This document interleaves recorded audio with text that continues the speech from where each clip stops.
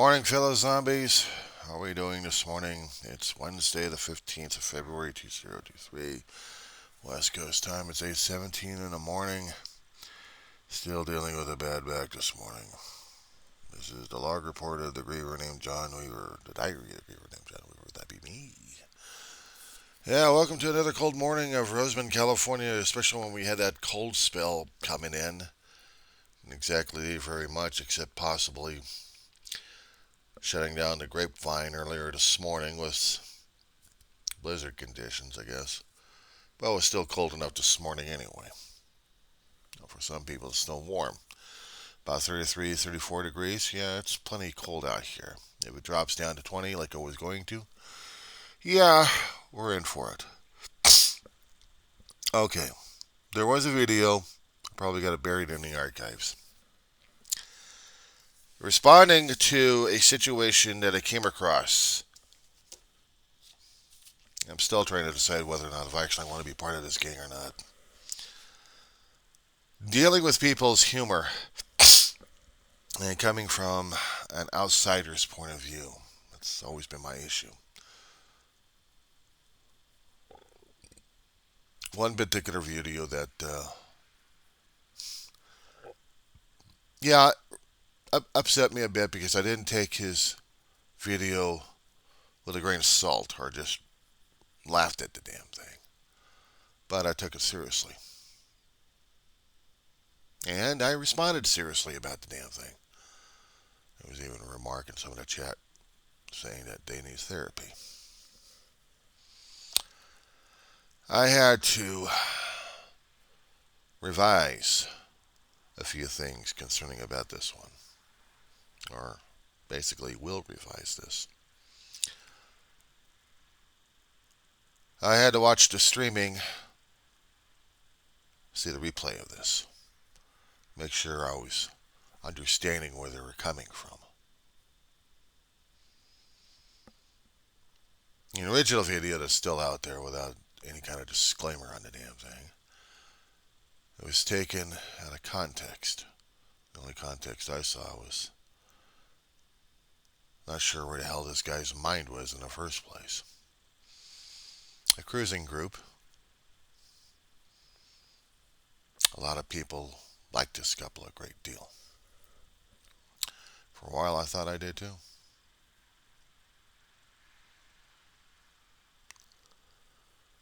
But what I heard, or actually when I watched this video before they did their streaming video, of what he was asking his friends out there, I'm like, what? I know. I'll say, it's a joke, it's a joke, it's a joke. Well, you should have said that in your titles. Or you probably should have said that somewhere where people can understand that you have a weird sense of humor. So how does a person coming from outside look at this and understand that this was all a joke for you and all a joke to you? And I'm running in the defense of the woman and I get my ass slapped on this one because I didn't understand the context of their video, apparently. Well, if I was a stranger looking at the damn thing, I would understand it in the first place. You're going to be asking your followers to force a wife to do a decision, but you're going to be celebrating an anniversary. Yeah. See, I was raised that you had to be rushing into a defense of a woman regardless. Because that's how my mother raised me. A single parent can do that to a person. I still had to make the judgment call on that one, and I did. I supported the wife. And I had asked them choice questions in a different forum. And some clarification on their remarks on that video. All without seeing the damn streaming. To see whether or not he was actually doing a joke or not. And to this time, he still hasn't updated it. But that's him. To a lot of his followers, that's a joke. But me, I'm an outsider. Still. And yeah, I took it seriously. How else is anybody else going to be looking at that thing? Not taking it seriously? If they understood where these people are coming from. Absolute devotion that this guy has with his wife.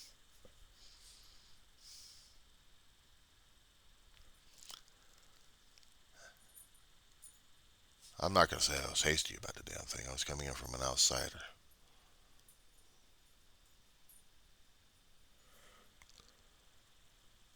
And I had decided at that point just to separate from them. If I'm not feeling part of the group, if I'm not feeling the love, then all right then. It would have been far easier if I didn't respond to their videos at all. It would have been far easier not for me to do anything about it. But I'm sorry. But no, I had to be the fool and idiot rushing in where angels fear to tread.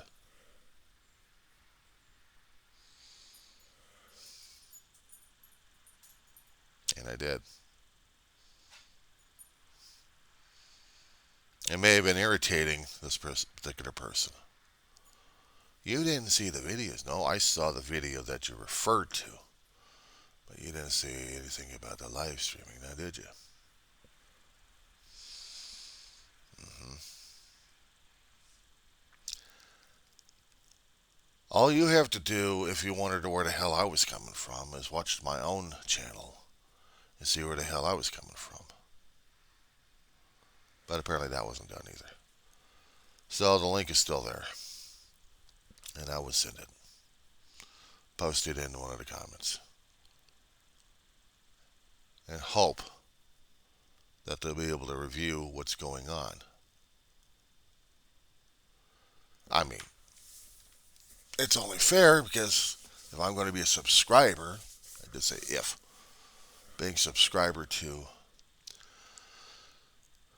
a Viewpoint concerning about cruises and information about them, I hear it. I listen to what's happening in the cruising industry because one of these here days, when I get sufficient enough funds and I want to go out there, I want to make sure that I'm armed with what I need to get on a cruise ship, try to enjoy myself, come off there and make a report about it. Try to feel like I'm going to be part of a community. But the thing is, the community constantly goes up and down in the damn things. I had been on a cruise ship since my brother and I had been on one since 2003. Long before he passed away, long before my mother passed away. Dave passed away 2018, my ma 2013, and in the prime of her life during that time, she was actually able to do a lot of good for a lot of people, being a bookkeeping income tax specialist. And this one travel agent client from Bull Rush Travel a long time ago, the gentleman's name was Jerry. We befriended him for a long while. Let me tell you about Jerry. Jerry had a love during that time, and I don't know where the hell he is anymore because I lost track of this guy ever since he left Bull Rush. Bull Rush was located out in Encino, California. This gentleman had a love for Disney. Every 2 or 3 weeks, he would go over to Disneyland just to hang out. Just to hang out for the day. Had an annual pass.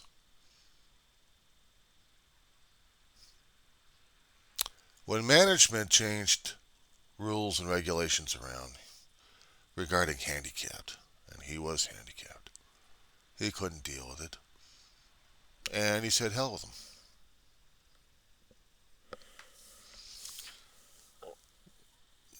He was still a travel agent,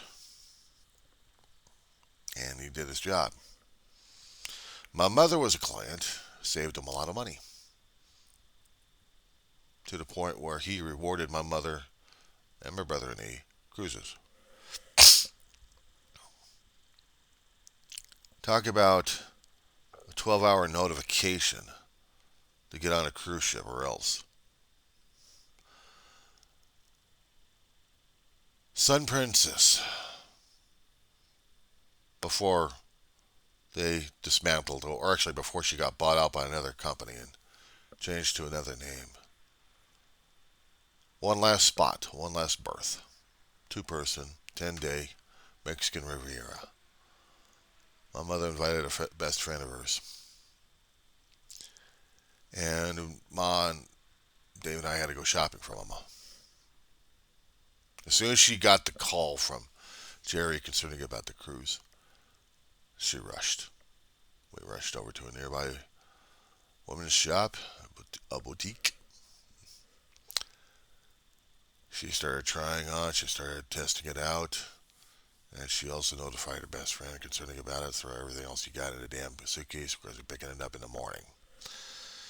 And I had to make arrangements with the job I had that I wasn't coming in for that day because of what we had to go through.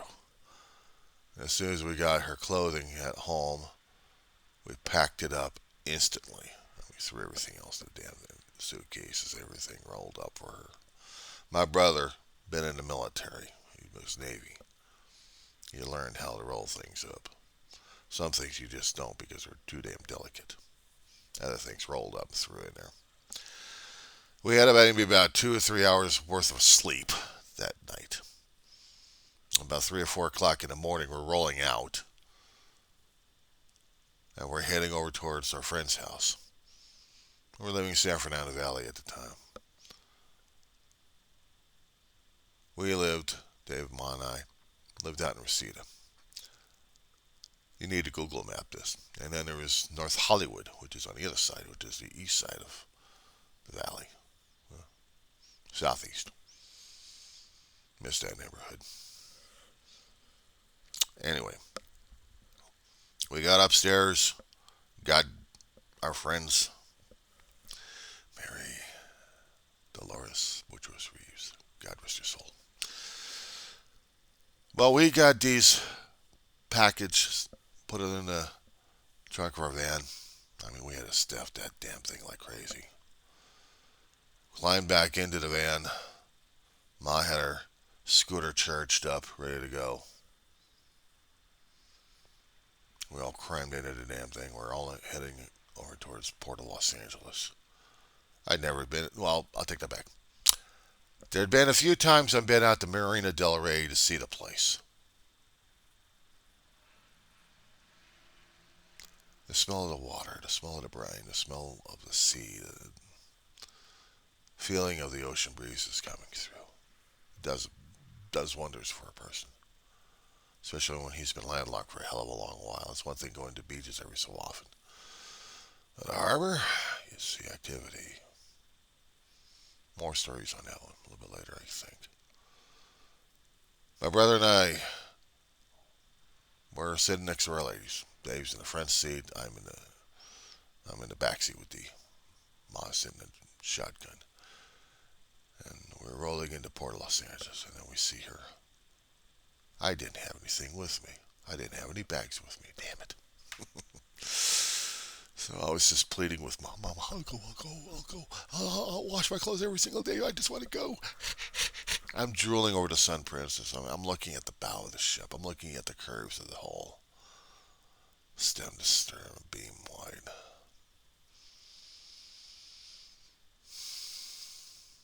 I'm looking at this gorgeous ship. My God, if she had wings, or she had engines, she'd fly. She'd look more instead of a cruise ship. A little modification, she'd be a starship. She was that gorgeous looking. I hadn't seen cruise ships like that before. Oh, I've seen Queen Mary too many damn times. You know, driving her in the area, sometimes I'd seen the Queen. And to me, she was just a floating monument. She was just a floating hotel. I realized that she had, for a steamer, that she had adventures. And she spoke of them. You had to listen to her. I also knew that the Queen herself was haunted. But see another cruise ship with the lines that made me drool. We got to the port of Los Angeles, went into the handicap section over there, taking out the damn stuff left and right. Dave and I would be doing the heavy duty hauling. Thank God those bags actually had rollers on them. And Ma drove her scooter after we had the damn thing assembled. We went over to the ushers, the baggage handlers, so they could handle and tag up the bags and stake them up with everything else, except for the carry-on that we had. And we went upstairs, and we saw disorganized but functional place. I had never seen a cruise terminal like that before. I'd never been in a cruise terminal like that. Port of Los Angeles. I was still pleading with Ma. I still want to go. I still want to go. I still want to go. And David and I had to make sure that Dee and Ma were safe. And we were going to stay there until they did their first call. We did. And they got their paperwork taken care of at the counter. Right back in their areas and waited. We hardly had any breakfast. Go down to the food truck down below, get some stuff. It's expensive as hell, we were told, over at the snack bar inside the cruise terminal. But there was a food truck outside. That was better. So Ma and Dave, actually Ma and Dee were said, "We'll be fine, boys. We'll be fine." Ma had the carry-on luggage in her scooter. A bag, a small bag. They each carried a small bag. They also had their paperwork. And the only things that they were told to carry, since we didn't have the passports, was ID and a birth certificate. Other than that, that would have been perfect for the car. If they actually had a passport, it would have been no problem. But this at the time was no problem either. So we left them. Left them in the cruise terminal. And as we were leaving, I'm still drooling over the damn windows. My brother's telling me, "Will you stop that?" I said, "Oh, come on, turn around. I want to go. I want to go." See, in the tickets, it didn't say that Dee's name was on it. It was just a +1. If I had clothing, if I had a bag of clothing ready to go, I would have gone. My brother and I, about a month later, would have our opportunity for that. I had taken some time off from work to do this during the weekend. A 3-day stint. Ensenada and back. That was it. It's the only thing he could get us. We still didn't have time enough to get the passports, but we still had our birth certificates, we still had our IDs. That was no problem. And then I saw the monarch of the seas. At first, I thought we were gypped. Royal Caribbean's monarch of the seas. An old but classy lady. You just had to get to know her. Kind of reminded me of a favorite aunt of mine. A handful of a ship, a handful of a relative to deal with at home. Long before she passed. It was my brother's and mine time to get on board this ship. And I saw this classy dame.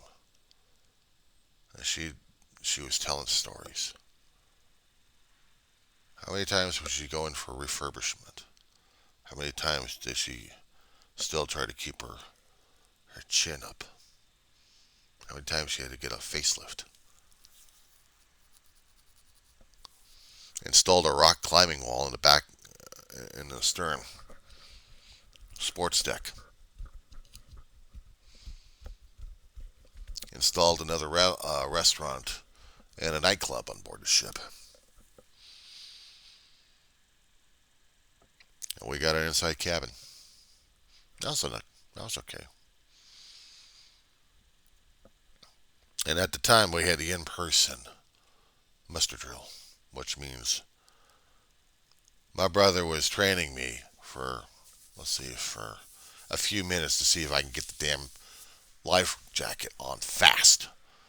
We did our orientation beforehand. We went to all the hot spots in the ship just to get our bearings. We had our food. I did a video about this one a long time ago. I'm just trying to get through the highlights of it. It takes a while for a person to get used to a ship before the relationship's over. But the memories and the pictures still remain. Eventually, I got to dig up that old video and start reposting it again. I only took a very few pictures and I lost the videos. The old 8 mils, the VHS and the micros. Yeah, they're gone.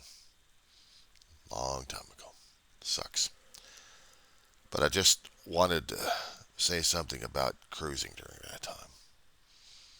Yeah, I had seen the shows concerning about the Love Boat, what cruising was supposed to be in the theatrical version of it. But after looking at it in reality, it does sink into your soul.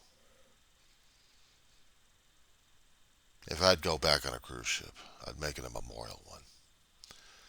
I know I'd missed out on this year's grieving cruise that they had back in the Caribbean. I'm like, screw that noise. You want for a Mexican Riviera for a grieving cruise, I'll take that one if I had to.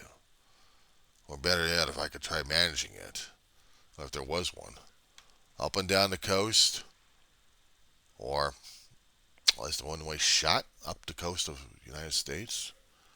Even Alaska cruise I'll take if I could afford it. And I understand that's the most expensive one right there. Everybody goes for the cheaper for the Caribbean. Yeah, well, I'm not hip on the Caribbean. I'm still a West Coast person. So I'll deal with the West Coast. If they had a 3 or 4 day Ensenada run, I'll be there just on the ship just to enjoy the experience. I'll pay the $3,000 or $4,000 for that one. If it's going to be that way, just for an inside cabin. And stay outside when I need to and just enjoy the water. Yeah, it does get in your skin. It does get in your skin.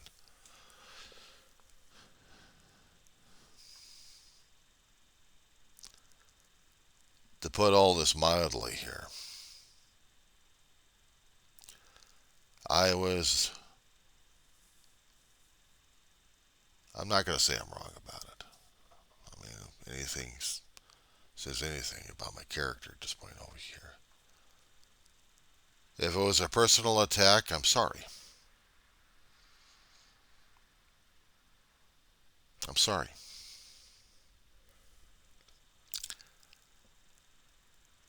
And, yeah, if I can get back into cruising, I would.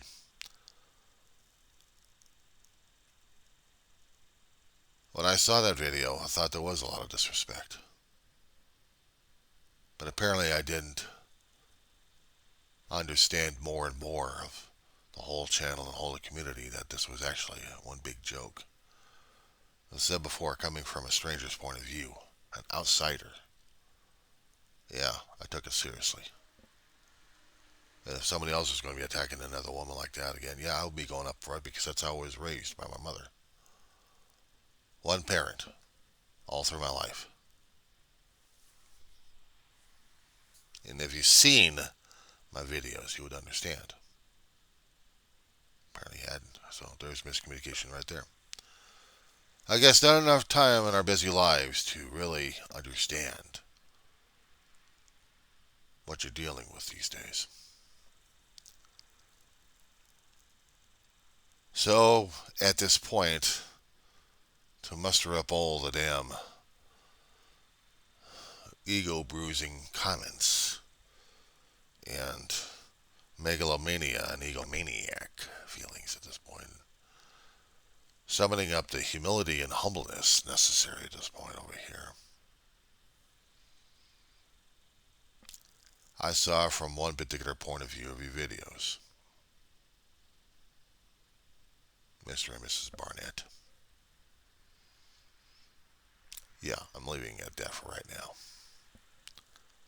For a long while, I enjoyed them, including the streams. And I had questions concerning about it. Sometimes there were answers, sometimes there weren't.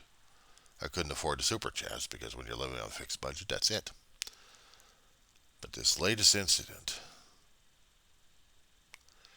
let's just say I'm going to hold my tongue more regarding your tongue-in-cheek humor that you have on there. And I heard about the moving situation that he had. I don't know, were you expanding into another portion of your home? Or was it an actual rental that you need to do the Lido Loca show on it? That was never explained. Not in your streaming, and definitely not in the previous video. Or in the earlier videos that I caught on with. Again, a stranger's point of view.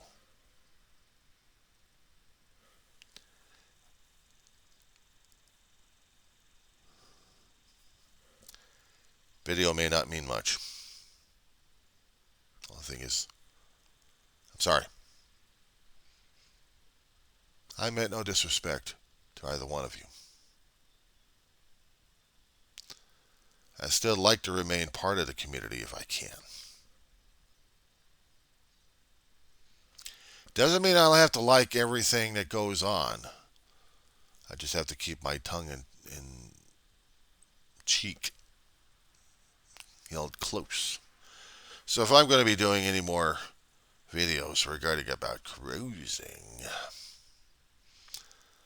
I'll be mentioning something about it on my own channel, The Diary of the Griever named John Weaver, and that is me. If you care to join, if you care to look, if you care to view, be my guest. These are my thoughts, these are my feelings, this is what I've been dealing with over the past God knows how long. Eventually I may see you guys, or I may not. We'll never know, will we? Again, Mr. and Mrs. Barnett, my apologies.